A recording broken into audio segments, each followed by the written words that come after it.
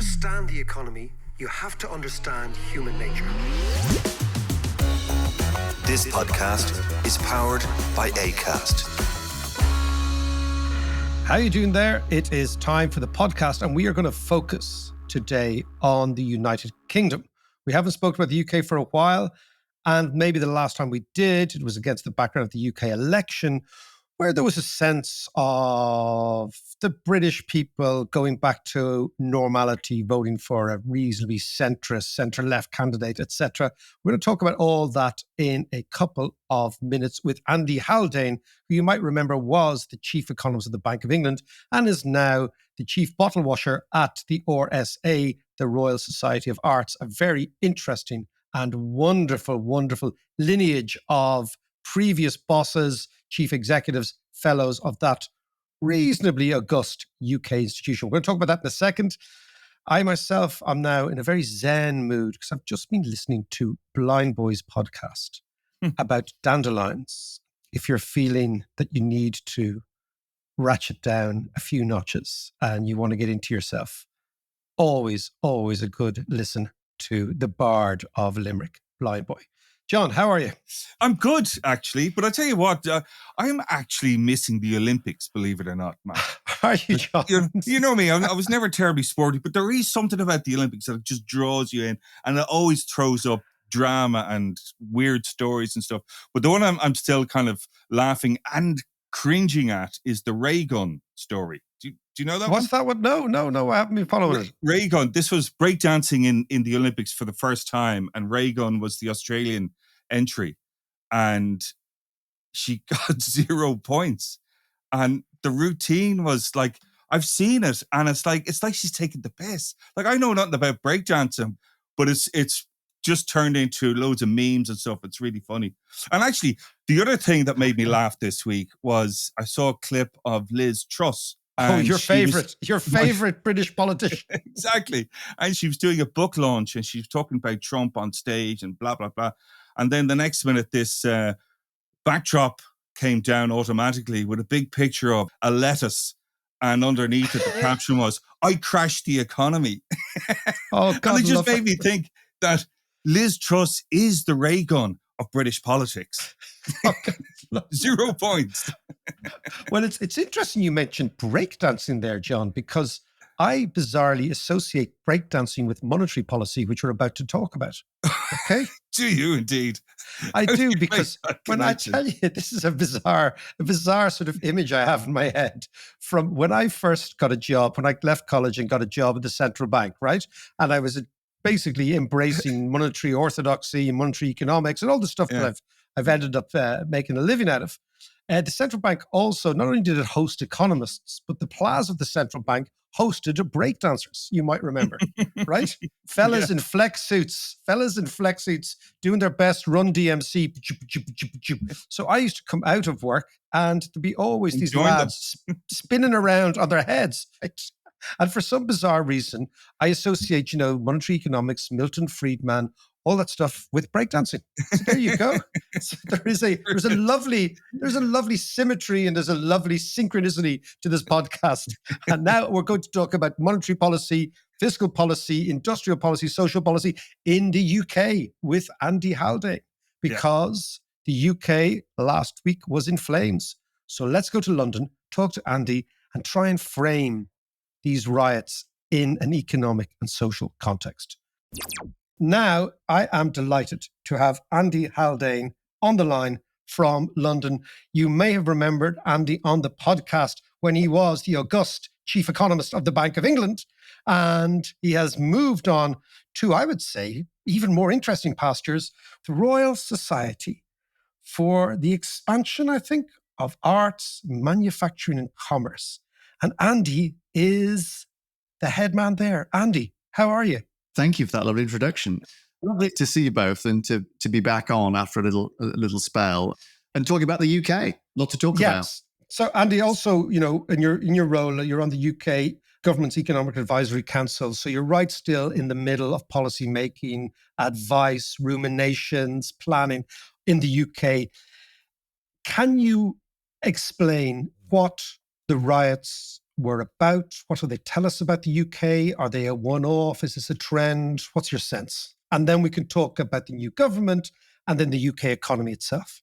Well, let me start with the riots, which really were a shock to the system, I think, for everyone here when they happened.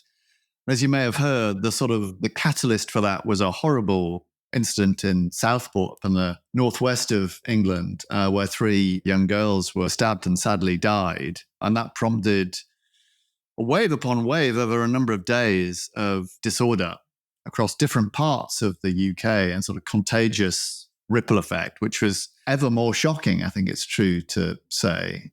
I think we're still struggling, truth be told, to fully make sense of what happened. It may take some time to fully make sense of what happened.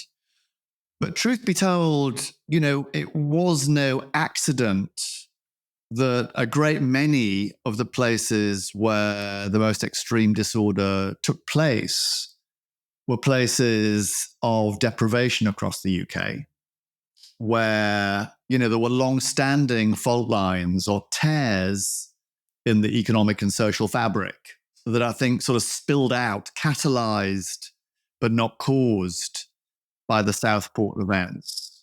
A sense of unease, a sense of lack of social cohesion that probably can be traced way back over many years, that simmering sense of unease that the world is changing and people are being left behind or not listened to in a way that then spilt over in these extremities, but which masks a deeper seated and longer lasting fragility, sort of social and economic fragility, that showed its face a number of years earlier in the Brexit vote, I suspect, that has a source of its discontent is immigration and the large amounts of immigration that continue to take place in the UK, but which don't have a simple or singular diagnosis. I think it's a complex mix, a cocktail of ingredients. And of course, we aren't the only country in the world to have faced these sorts of shocking disorder popping up. We have exactly the same in Ireland, drawn from largely the same areas of the cities, marginalized, left behind. As you said, the catalyst is immigration, but the cause of the unease, the anger, the pissed offness of the people is deep seated, and it may be intergenerational. It certainly has been going along. It's been simmering for quite some time, and you saw it. Dublin last November was in flames, and people couldn't believe it, and yet it happened, and it happened like that, and sparked by another incident, same sort of incident. So the UK is not alone. So what I'm trying to do is try to get a feel for this feeling across Europe, in the United States, of unease in marginalized communities, and how it manifests itself in riots sometimes, but sometimes it displays itself in other ways. No, I think it's revealing of that pent up pressure that can vent itself in a variety of ways. It could be at the ballot box, it could be on the streets, it could be on social media. It's all of the above and a few more besides. That's the pressure valve through which some of the pressure is released, but the underlying tensions remain there, and they remain pretty strong. I mean, it's the pure politics of this would be, the far right. They point to social media as an amplifier of this. And of course, both of these are elements in the story. But to think that the solution lies simply in suppressing that, I think, would be a mistaken diagnosis, David. Andy, let's talk about the deep roots, because one thing that has always, I think, separated you from the rest of our tribe, or from many of our tribe, particularly in your position at the Bank of England, was your willingness to speak the language of ordinary people, to bring economics out of the conference room, out of academia, out of the Bank of England, in effect, and say, look, this is the science of ordinary people's daily lives. And if we forget that, we forget what we're here for. We are here to try and come up with ideas and policies that make people's lives better. I know that sometimes economists take a bad rap, but ultimately that is, if there's a vocational calling, that's it. What would you think, if you to start now and you had a blank page, what do you think we could do from a policy perspective to address some of the issues exposed during the summer, both in Ireland and in the UK? Well, I think, again, it will require a cross-cutting, cross-governmental package or program of measures to speak to a problem with such deep and complex and multiple roots, David. So, there's no single thing, I think, that will turn this tide. And that's important. And I think what we need is, of course, policies and programs. But the way to think about this is increasing the degree of cohesion within communities and connectivity within communities. That's a prism through which we should put all policies. So, of course, that is about people having decent jobs and being paid a decent wage. That is foundational. But equally, if you are to build that connection and cohesiveness within communities, we should rethink about such issues as spatial planning and housing. Because right now, we often find, even within cities or towns, people separated off into distinct areas or precincts or zones. Absolutely. In a way that, quasi-ghettoizes communities. And if we're serious about building bonds of trust between different communities, we need to think about the design of our cities and towns in ways that foster that connection and cohesion. So, less about, social housing and more about sociable housing. We talk a lot as economists, I know you've spoken a lot on this podcast about infrastructure. Yeah. Roads and rail and digital infrastructure like broadband and social media. And we don't talk enough about social infrastructure. That is the aspects of our communities and societies that bring people together, around which you can find common cause. And I mean museums, I mean libraries, I mean football clubs, I mean community centres, I mean green spaces. We know that these are existential for bringing people together, having them connect and understand each other better.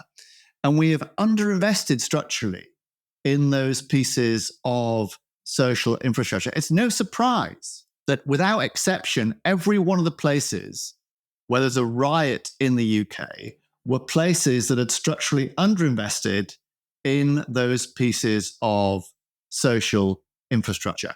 These aren't things that economists like me typically talk very much about. But we need to be talking about them so much more alongside the typical capitals that we view as crucial to making economies grow and flourish, like human capital, our skills and experience, or physical capital, our buildings and machines. We need to give social capital, trust, relationship networks, a position of far greater prominence when it comes to the stories we tell about regeneration and growth, because social capital is every bit as important, a base element in growing our economies and make them thrive and flourish. So I think there's a whole agenda here that needs putting in place to help reduce the societal fragilities we've seen pop out as the fractures and civil disorder we've seen in the UK and Ireland and elsewhere over the past few years. No, it's fascinating you mentioned that. I remember about 20 years ago reading a book called Bowling Alone. I don't know if you remember that book, an American book. And the observation was, it was a very simple observation, that Americans used to have kind of bowling clubs, and they'd go bowling on a Tuesday night and they'd go bowling on a Wednesday night, but there'd be gangs of them. And then over years, people started to bowl alone. It's about this kind of the atomization of American society based largely on suburbs and the car and long working hours, as well as investing. And it's interesting you say that it's not always our podcasts are linked, it's fair to say, John, but last week we were mentioning the work of Jane Jacobs, the American urbanist who talks about mixed developments. And her ideas, that basically she calls it the great waltz of the street, of people coming and going, young and old, at all times of the day and night, so that you don't have any of these empty spaces, these sort of dark spaces, and that people police each other in effect. She calls it eyes on the street. Now, Andy, to do that, you need planners who are putting human networks at the center of the planning system. Both Ireland and Britain have a massive deficiency in housing, but that's also a massive opportunity now to kind of get it right. Because we need to build, and we need to build quickly, but clearly we could also require social capital at the center of the developments and move from there. I mean, are we close to that, do you think? Well, listen, the book you mentioned, which is Robert Putnam's book, Bowling Alone, I think over the period since, we've seen an accumulating body of evidence that's basically underscored and underpinned the intuition in Putnam's book about the centrality of social connections, connectivity and cohesion and trusted relationships. In fact, if you look at the determinants of growth, one of the key leading indicators is the degree of embedded trust in that nation.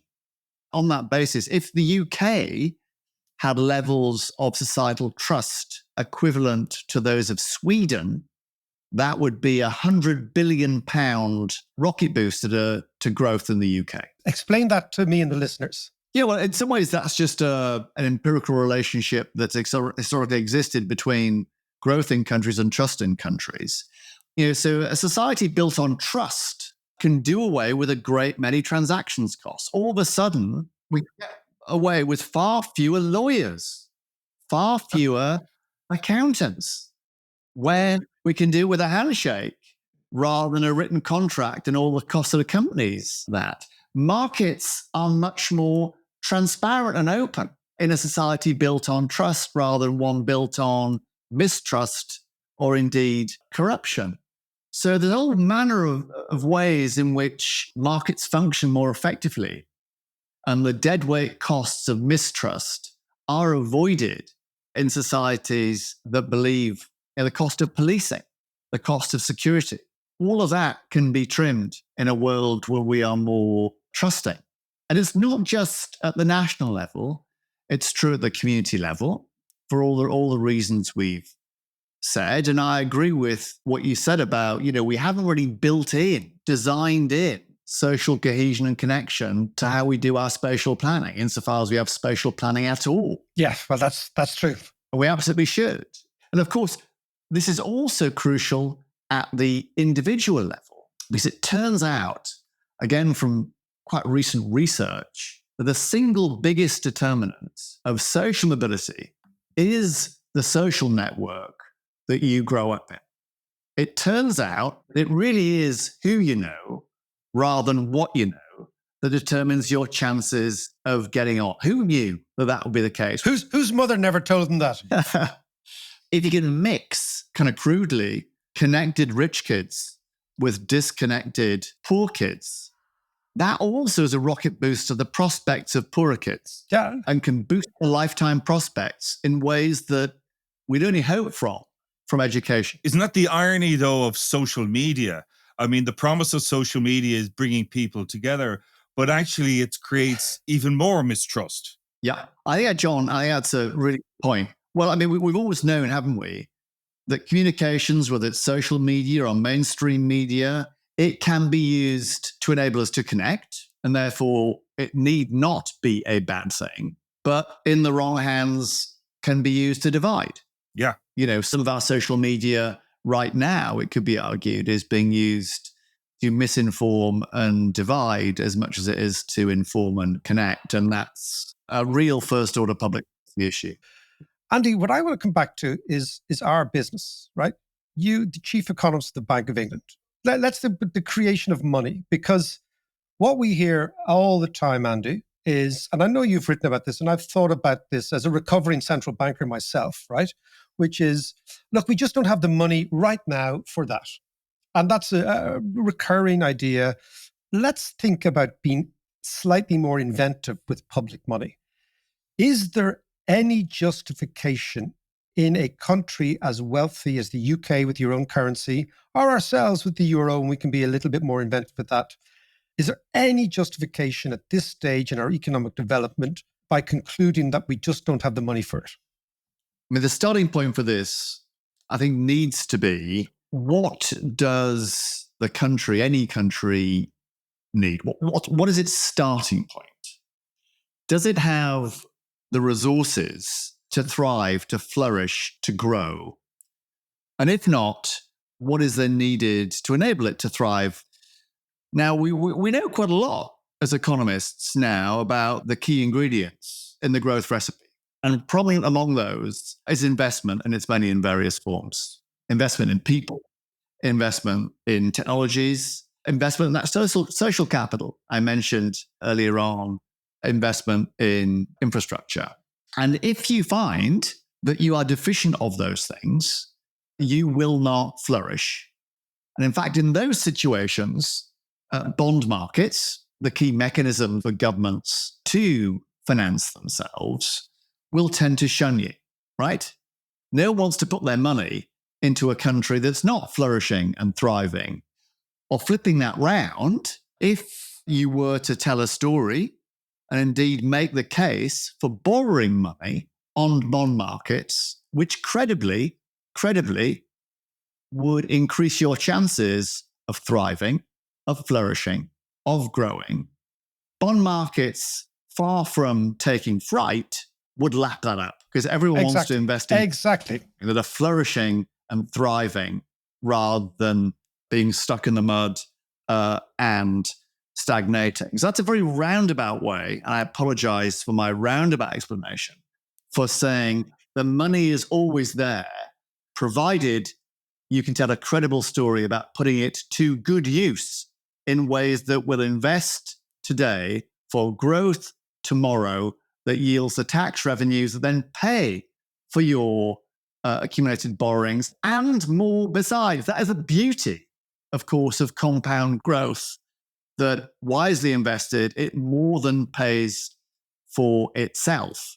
Or put differently, if you find yourself, as many countries do right now, with a hefty government debt burden, rather than trying to dig yourself out of the hole through austerity, the tried and tested better route is to grow your way out of it by borrowing for investment that stimulates growth tomorrow. So I think the money is always there. Truth be told, David and John, the world is awash with money right now. We are swimming. Precisely. This is what I'm talking about, that, Andy, what we have is a failure, not of finance. On the contrary, we have a failure of imagination. You know, when you think about the bond market, I know this might sound a little bit wonky, but it is the most extraordinary mechanism for borrowing from tomorrow to pay for today, to pay back tomorrow. It's an extraordinary thing, right? And what we have, unfortunately, is an inability to understand that it's a dynamic, evolutionary concept that continues to reinforce itself positively if you are doing the right things. And as you said, the place is awash with money. Yeah, we're going to violently agree on this. I mean, one question I've been asking myself and struggling to make sense of, David, is this kind of why. If the logic of this is sound, and it is, then why are our political masters failing to act on it? Exactly. What is going on? Is it that they haven't understood that nation states don't face the same budget constraints as households? Is it that? Well, maybe it is. And sometimes you hear a bit of that. But you can explain that away to people. You can tell them, well, that's not the way it works. You can. So I think one alternative is just we found ourselves in a situation not dissimilar to the one we found ourselves in a century ago, when John Maynard Keynes spoke of the paradox of thrift, that in uncertain times, it feels sensible, prudent, in fact, to hunker down when times are tough. But of course, if everyone hunkers down and everyone saves, then no one is spending. And the collective consequence is that a bad situation is made worse. And we're facing a similar 21st century version of that problem today. I wouldn't call it the paradox of thrift as much as the paradox of risk. Everyone's feeling slightly uncertain, slightly risky. Now feels not the time to put your balance sheet to work, whether you are a government thinking about borrowing, or indeed you are a business thinking about investing. But of course, the collective consequence of no one investing is a bad situation being made worse. Risk isn't lowered collectively, it is amplified collectively. And that makes us even more risk averse than we were beforehand. And that doom loop of collective risk aversion helps account for the sogginess in the innovation, dynamism, and growth in much of the Western world right now. And I certainly think that explanation goes a long way for explaining the anemic levels of growth in the UK, which is an economy riddled with risk aversion. Scarred, of course, by the sequence of nasty shocks we've faced, global financial crisis, and hard on the heels of that, we get Brexit, we get COVID, we get cost of living. And that fearfulness of the future builds and builds and builds. That risk aversion builds and builds and builds.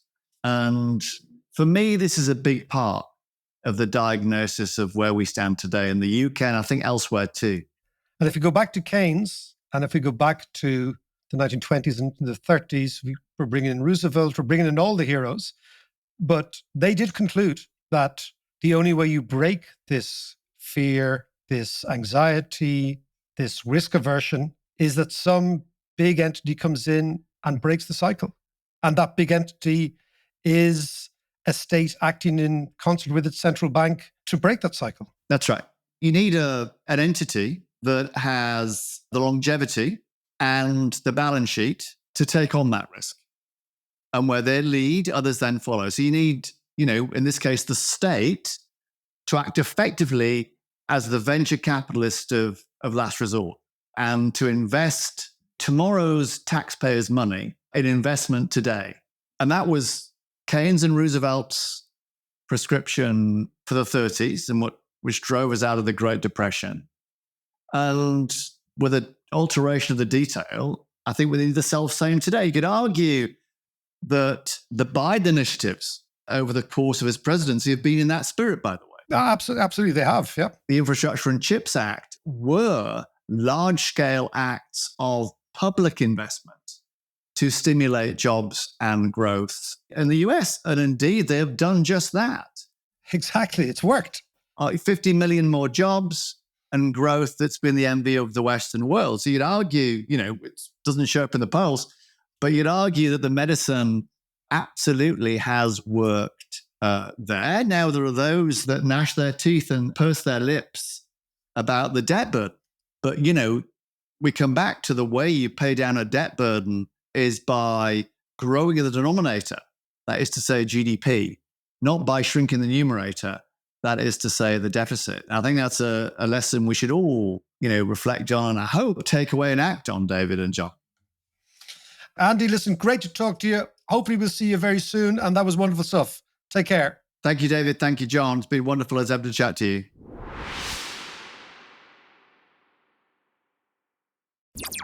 I thought what Andy was saying there about trust was really interesting.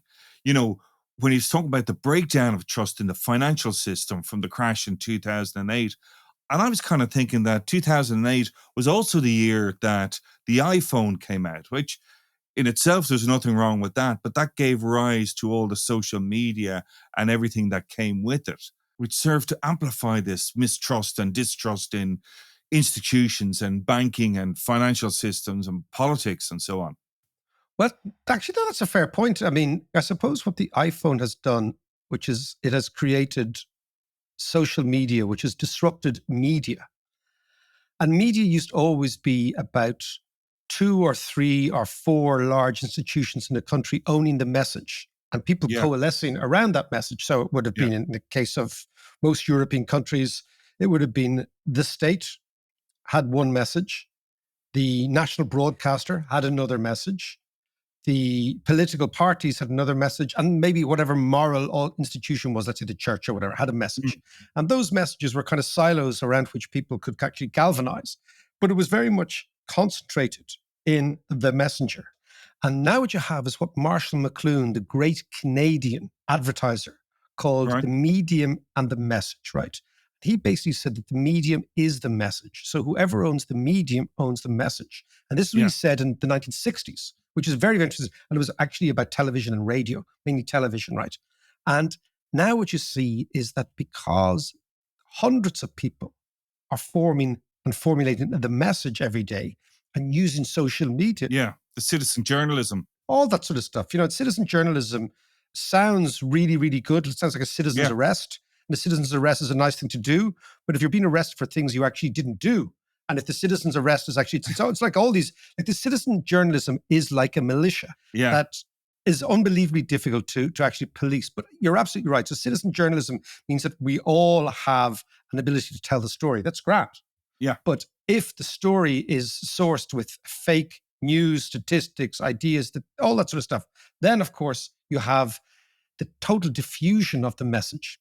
And the total diffusion of the message means that it's much more difficult to control the message. And in effect, controlling the message is controlling society. Yeah. So you're absolutely right. I'm not sure the causation and correlation are the same thing in terms of 2008, but the coincidence Yes. of Yeah. the collapse of trust in the financial system and this extraordinary, diffuse little yoke that I have in my hand, an iPhone, Yeah. definitely has kind of propelled societies on a much more radical, much less certain, much more differentiated route. And if clearly, if you can organize online, then this changes the way in which people, A, interpret the news, and B, relay the news to each other. So that you're absolutely right. It's the way Yeah. thing is. 2008 was the inflection point, 2008 was the inflection point. It definitely was. It was also the year that thing Bitcoin was rolled out. Another kind of citizen. There you go. It's kind of- Yeah. Yeah, it's kind of like, this idea of, we'll create our own money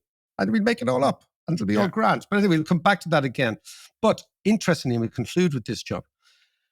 Andy was talking about the economics of trust, right? And trust in economics is called an externality. And an externality is something that the market cannot put a price on. And this is what I think is fascinating, right? So, for example, pollution is an externality of industry, right? Yeah. That if you simply look at industry as widgets in, product out, you don't care about pollution, you can't put a price on it, right? So it's an externality. So you have to Yeah. figure out something the market can't price. Trust is also an externality. If you are in a very high trust society like Canada, for example, down the road from Canada is the United States, which is a very low trust society. Yeah. Now, why is that?